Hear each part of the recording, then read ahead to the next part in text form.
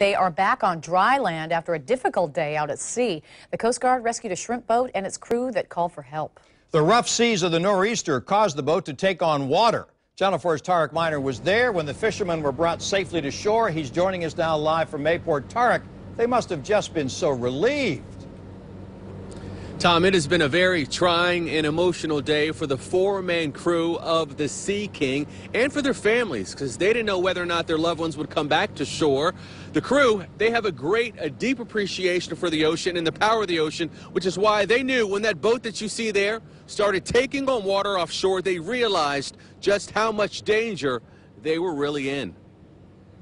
9 hours after the captain reported that this shrimp boat was sinking, the Sea King comes to shore with all four crew members intact. More like something like hell on earth, I guess. It was hectic. We was 30 miles offshore just 3 days ago.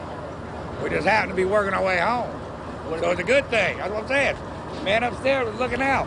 Hours of anxiety turned into relief for the shrimpers' families who received frantic phone calls this morning from their loved ones out at sea. It was terrifying. It was heart-wrenching, just calling them as much as we can and finding out, that they're all right. So we're thanking God.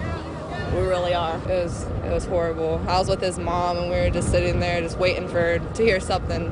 But I'm just happy they're home. Crew members say 6 to 8 foot seas punched a hole in the hull of the boat while they were 2 to 3 miles off the coast of Ponte Vedra Beach. It was taking on water at a pretty high rate of speed. The dewatering pump that they had on board at the time was unable to keep up with the flooding. So it was a dangerous situation. We've got 6 to 8 foot seas right now. A second pump delivered to the boat enabled crews to keep up with the water, giving the Coast Guard the chance to tow the boat back to this dock in Mayport.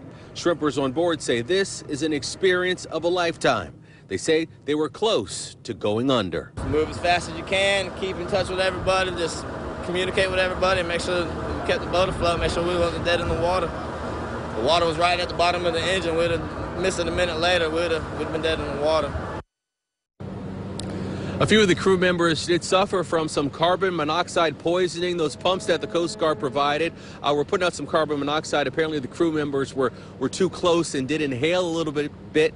They were treated. They are expected to be fine. And most of all, they're just thankful to be back at home, sleeping in their own beds on dry land tonight. We're live in Mayport. I'm Tarek Miner, Channel 4, the local station. Tarek, I know from years of covering fishermen, this is very difficult, tedious, and even dangerous work. Did they say whether they've been through this kind of thing before?